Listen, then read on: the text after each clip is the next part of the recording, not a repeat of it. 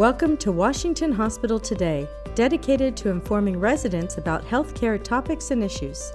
Through programs featuring community forums and free health and wellness classes, our goal is to empower community members with the information needed to make informed health decisions.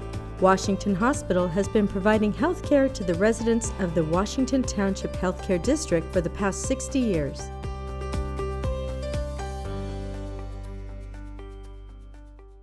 Today's presenter is Dr. Kuniyoshi Kanai.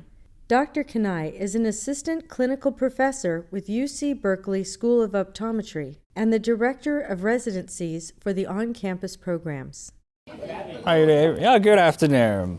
And thank you for being here. And my name is Kanai, and obviously today I'm going to talk about the eye. First of all, I have nothing financial reason here, and actually driven by some other reasons. And today I would like to go over who am I, why am I here, and what I would like you to take out of this lecture today. I teach at the FAAO. We have optometry school, and I'm a teacher there. I've been a faculty for the last 10 years. I did the optometry program 4 years. I did the extra training called the residency. Then I stayed as a faculty. And obviously I'm an optometrist. I see many eye patients in clinic every week. And as a matter of fact, I see a lot of diabetic patients. UC Berkeley has affiliation with the Elementary Health System, which is the county system. And we send our students and faculty to provide eye care. So any given day, my patients, at least 50% of my patients are diabetic. So I see diabetes patients all the time. And we share the struggle together. And I'm also a researcher in a health system. Part of our colleagues work on identifying the ways to improve the care for diabetic patients. And called telemedicine. Maybe that could be at some other time. And again, we are making improvement to save diabetic patients' eyes. And I always consider myself as the group, a part of the group of diabetes care, including the patient's family, and also the physicians and nurses and everybody. And as we all know, the diabetes, we need the team to be successful.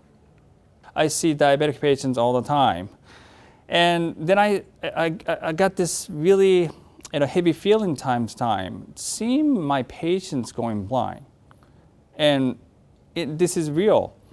When you think about the California and even the US, in a working age group, so not the childhood, working age group patients, when they go blind, diabetes is the number one reason. So it's not a surprise that in our clinic, some patients may be at that risk, and if they're at the risk, diabetes may be the cause. As I see many diabetic patients, again, many people may struggle or at the risk of blindness, and then I can't help thinking this way. Education is such a key. Education for the patients, family member, is key for the success. So I'm hoping that today I can share some of my experience and knowledge so that you come out of this with a little bit more of the understanding of what could be happening in your eyes, your family's eyes.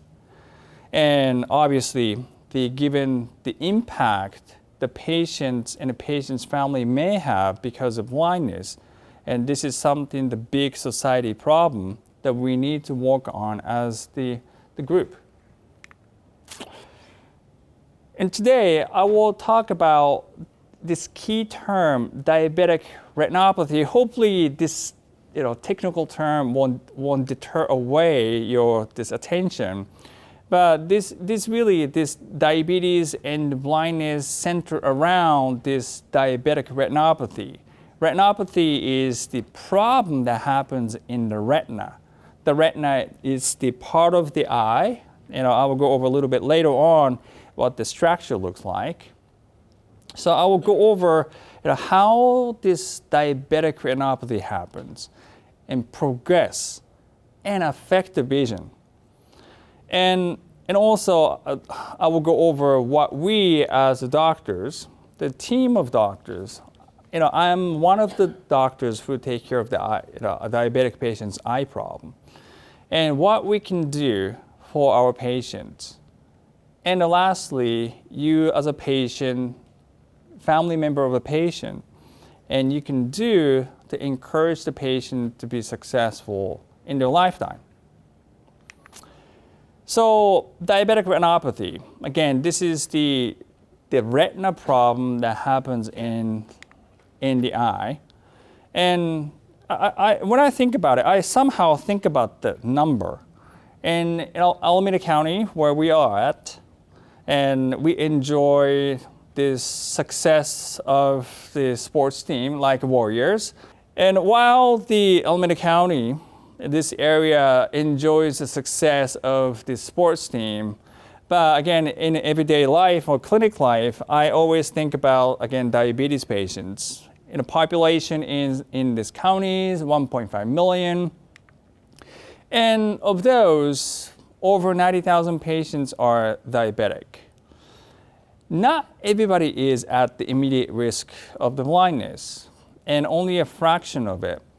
And my colleague and I and other guys did the studies a couple of years ago, and in our Alameda Health system, the county clinic, and how many of our diabetic patients, of hundreds of diabetic patients, how many ended up having this very concerning level of retina, this eye problem?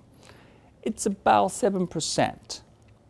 So if 94,000 times 7%, so somewhere falls around 6,000 people in this Alameda County have what we call vision-threatening level of the eye problem. Of those 6,000 patients, some patients I'm quite sure that are my patients. And some patients are taken care of by the specialist already, getting treated. But I can bet you that the many patients of that 6,000 who are at the risk of this eye problem and a vision problem may be walking around without knowing what's happening in their eyes. So I do believe that the routine eye checkup for diabetic patient is a key. And I will emphasize this over and over throughout this talk, that is really the key for success. Let me go over sort of a technical anatomy here. This is the photo of my eye, and it looks okay.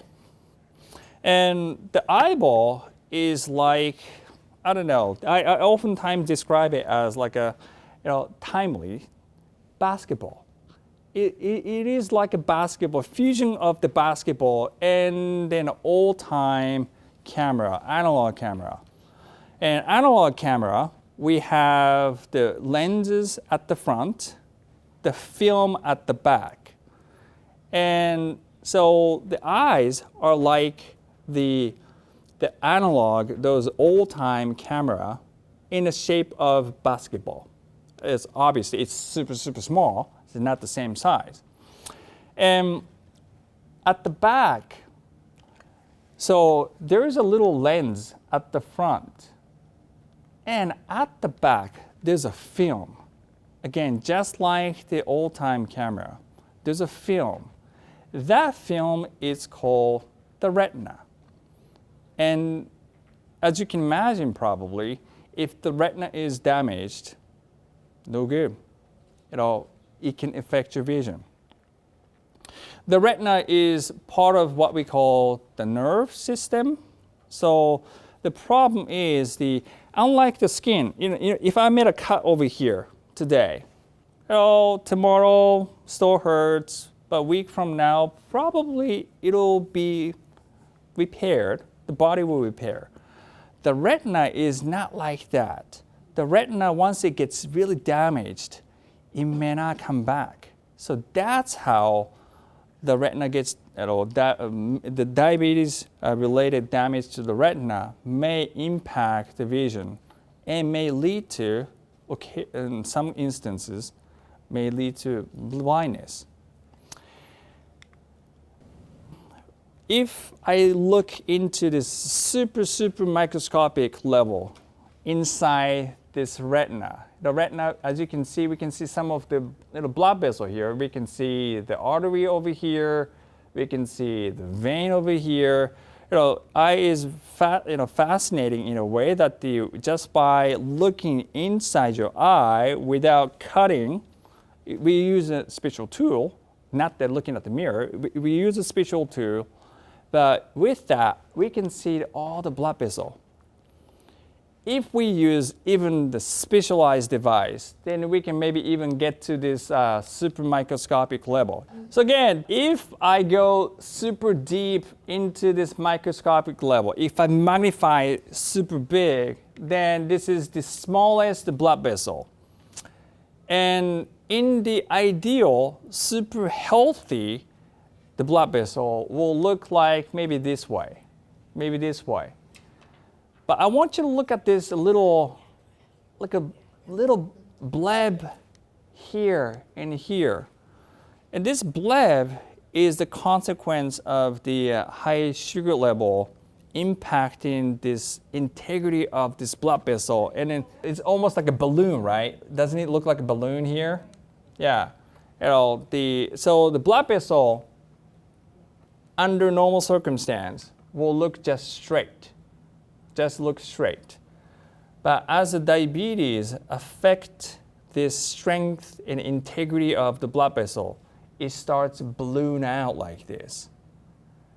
And you can, I can give you the technical term. It's called aneurysm, microaneurysm. I can spell it out for you later on. It's just blood. Yeah, it's the blood vessel just change. As the diabetes affect the blood vessel in a super tiny blood vessel, again, it should be just straight, but somehow, again, it just started to balloon out. And then you can probably imagine the little balloon, if you just keep pouring the pressure, eventually pop and start, what's inside is the blood. The blood will come out, start bleeding. So the bleeding is the consequence of the diabetes damage that we as a doctor can see inside the patient's eyes. This change is not visible for patient just by looking at the mirror. So this is a little bit deceiving part of this. We as a doctor use a special tool and we can see those change. But for the patient, I don't think they can tell. So this diabetes, again, retinopathy, this retinal bleeding problem has different stages. Again, this one looks okay. No, again, retina problem. The first signs, that little thing that I showed you, it's hard to see. Isn't it kind of hard to see probably here? Can you see a little one? Again, it's okay. It's so tiny. But little change will start happening. But if the sugar level continues to stay at the high level, again, the repair of the blood vessel doesn't catch up, then you may start seeing some of the bleeding here, some of the, again, this is the oil component of the blood just coming out over here, the blood over here, here. So that bleeding will get worse. And if the sugar stays really high for an extended period of time, then we may end up seeing more of those. Again, probably, even though the photograph may not be great, but probably you can tell a lot of stuff is happening here. Again, this is the oil component that's leaking out, some bleeding. Again, at this level, this is a major problem. So this much of a bleeding or a leakage or the rupture of the blood vessel just start leaking out the blood and its component.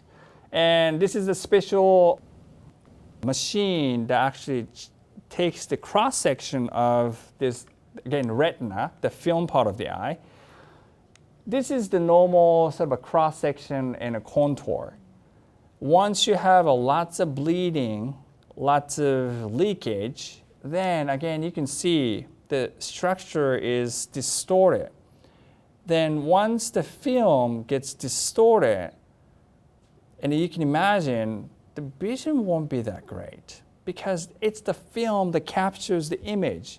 If the film is crushed and just wrinkled up, and probably you can't see too well. So again, this lots of bleeding can cause impair the vision. Or sometimes this bleeding is so massive that you can see lots of bleeding here. And here you can even see the retina. And these patients cannot see outside either because the light doesn't reach the retina. So again, this bleeding and swelling is the major source of this problem here. Then again, one of the questions that I thought was, hey, how long does it take from nothing, somewhere in the middle, all the way to major problem? It takes weeks? It takes months? No, it takes years and years and years and years and years, years and decades. So from here, within 1 year time to get here, it just doesn't happen. I guess that anything is possible in this world, but in general, from here to get to this level, even if the sugar level is high, it may take at least a couple of years or longer. From here to get to this point, it may take a couple of years or even longer. And so at least a good part of this diabetes eye problem is that it gives us a lot of time to detect the problem and counteract. But obviously we have to detect the problem. And let's talk about the symptom and how does the patient see when they have a problem. For example, if the patient has this type of lots of swelling and leaking of the blood and a change in the structure here, that patient, if the patient has normal vision or normal retina, may see like this, but with this type of altered the retina, the vision may be blurred, vision may be somewhat distorted. Those may happen to the patient. Patient may complain that, hey, my vision is kind of odd, just doesn't see well. Obviously, that could be just prescription, or that could be from this swelling that may be altering the vision. How about this massive bleeding? Once this type of massive bleeding happens, that may obscure the vision. Then some patients may actually say that, hey, my vision is kind of reddish, red streak. Those may happen.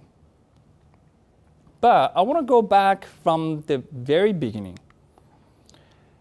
In the absence of this retina problem, this patient will see this way or see this way, I will say this way.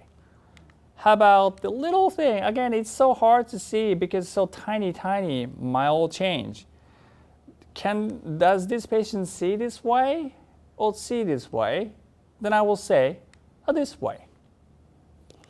Now we started to see some bleeding here. We as a doctor, we can tell, there's some bleeding. Some of the, again, the lipid and oil coming out from the blood vessel. I can see it, this is obvious. What we call moderate level of the retina problem. How does the patient see? Actually, probably this. Yeah, still. Yeah. And in this patient, when I saw this patient, it just caught my breath. this is a major problem. Lots of bleeding, and you can see some of the unusual blood vessel growth and change. This is what we call high-risk retinopathy. And how did this patient show up? Casually thinking, my vision's good. So the concerning part of this, again, diabetes eye problem is that it usually doesn't give a symptom. The patient doesn't feel like my vision is altered by this diabetes problem, or the patient doesn't feel pain, doesn't feel like anything is happening. So that's the deceptive part of this diabetes eye problem until it reaches this critical level. Even after it reaches the critical level, some patients walk around feeling no problem, but they may be at the significant risk. So again, going back to this first thought that we talked about, detection and routine exam is a big key. So what we as a doctor we can do? And let's talk about the routine retina check.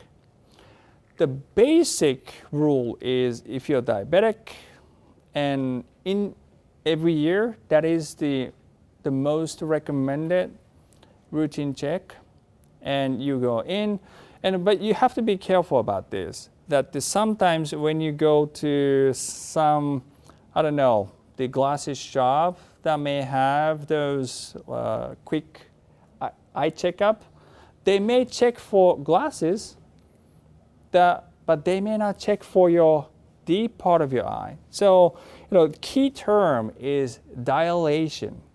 Dilation is the pupil at the front of our eye. When you look at the bright light, whoop, it shrinks. And if it shrinks, we as a doctor, we just can't see through it. We just can't see the retina. So dilated eye exam, what it does is the doctor will put the eye drop, open up the pupil, it stay open, and patients don't like it much because after that test, it thinks everything is so bright. But it allows us to get the great look inside the eye and take a look at the retina. So, one day of your, sometime in your calendar, hopefully you mark it as the routine eye exam day. Once a year, if you follow this, and I can hardly imagine you can actually lose your vision. Because once, again, some cases, as we follow patient on a regular basis, we can see, we started to see some change from the diabetes.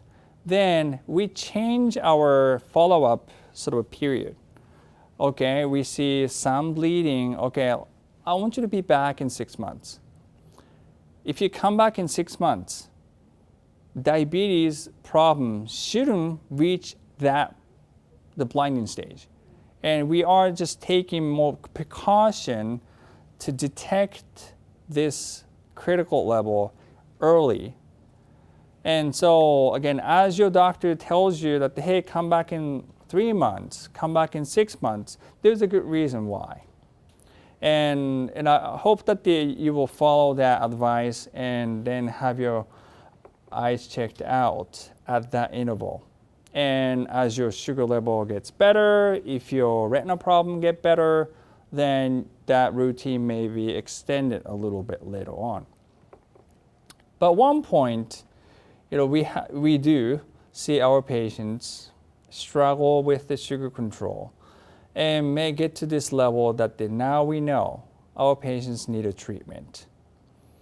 And the treatment, there are two major treatments, one with the laser and another one with the injection. And this is a little bit too technical to go in, who needs a laser, who needs injection.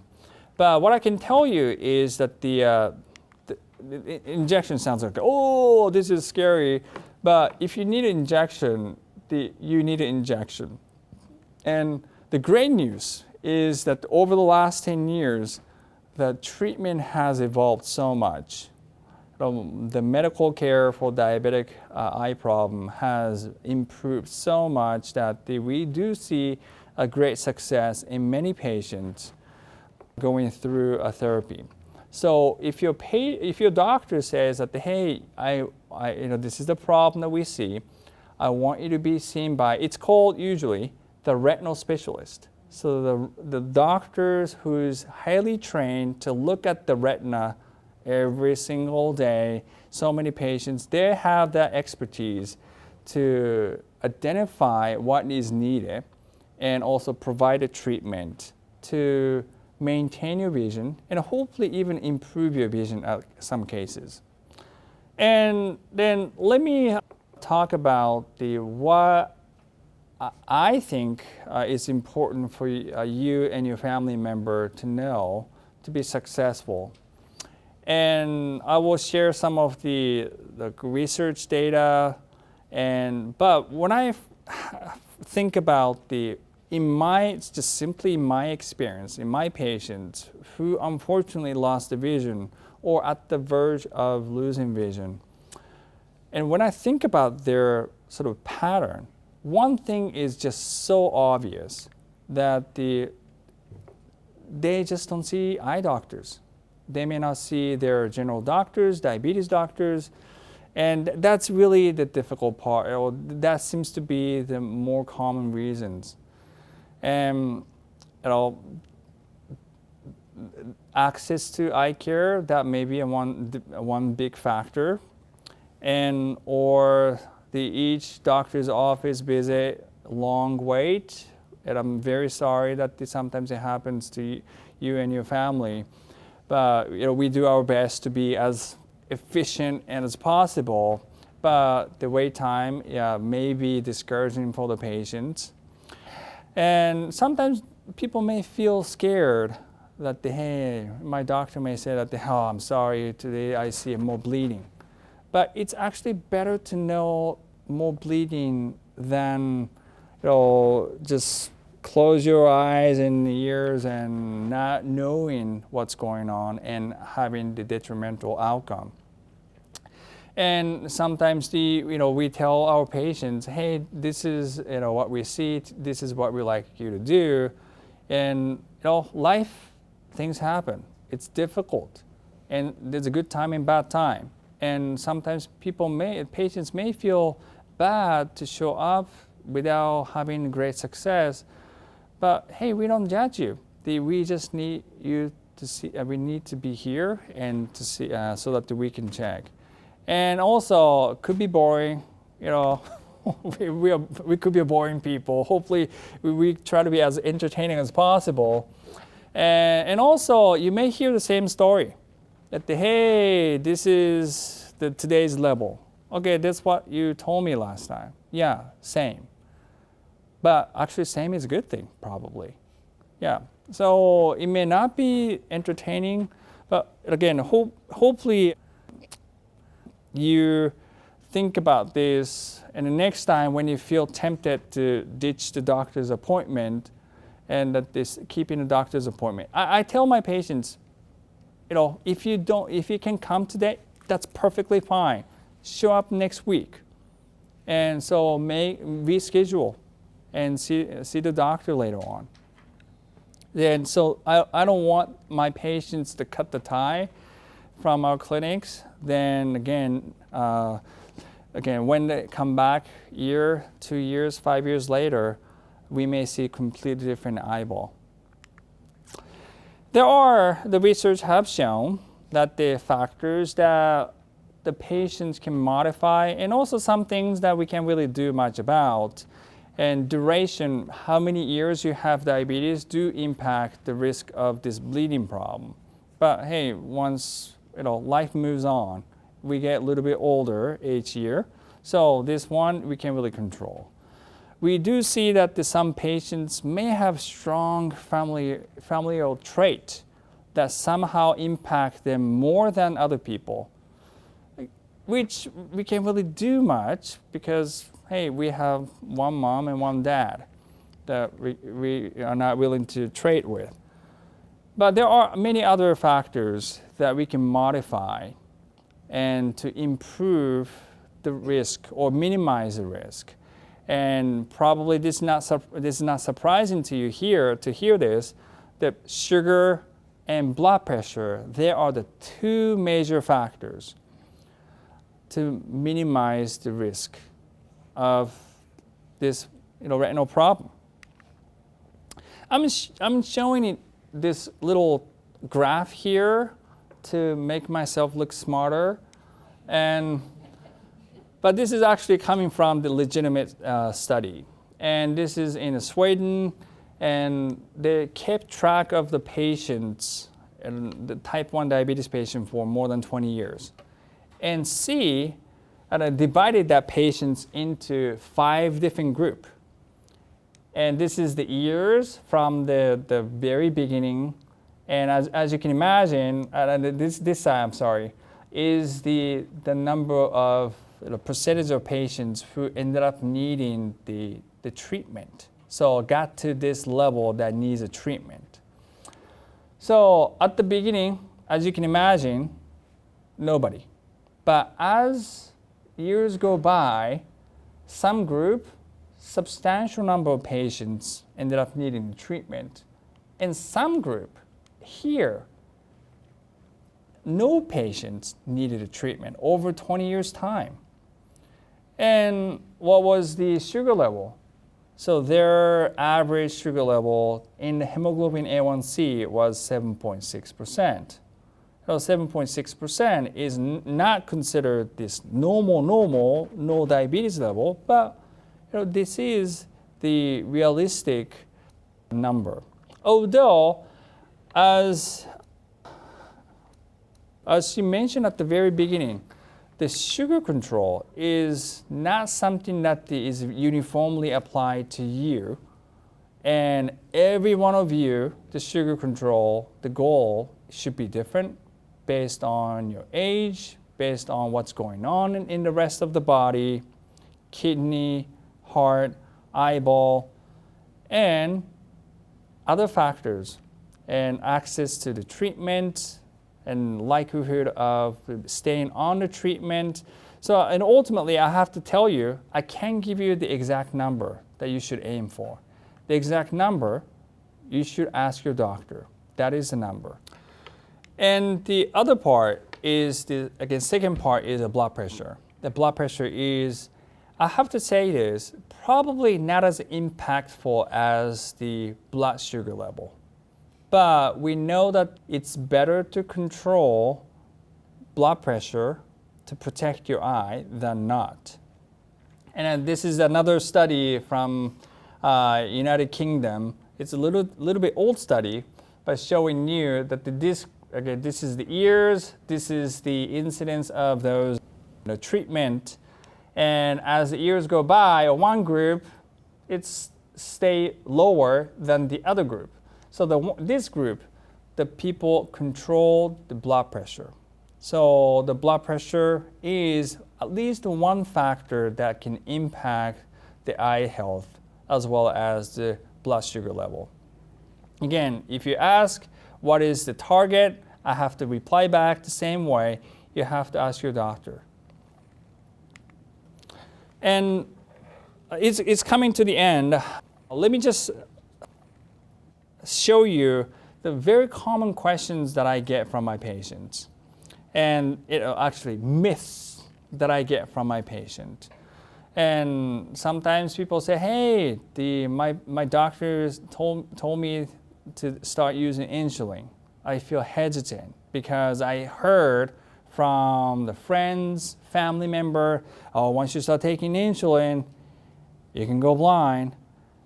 And my answer is always, no, that's not true. And if your doctor said you need the insulin, you need insulin. That will help your eye. And not taking insulin, and I can bet you that it's not going to help your eyes. Other question. And this happens time to time, that when I refer my patient to the retinal specialist to get the laser treatment, and sometimes I get this reply back from the specialist and say, hey, your patient didn't return after one session of the laser. And oftentimes the laser treatment is divided into 3, 4, 5, sometimes 8 different sessions. And the patient feels that, hey, the laser didn't improve my vision. It did my vision. And then now, after seeing those cases, and I actually tell my patients before I send it out to the retina doctors for laser that, this laser is different from those radio show or the commercial or TV that, hey, laser is going to improve your vision. It's different.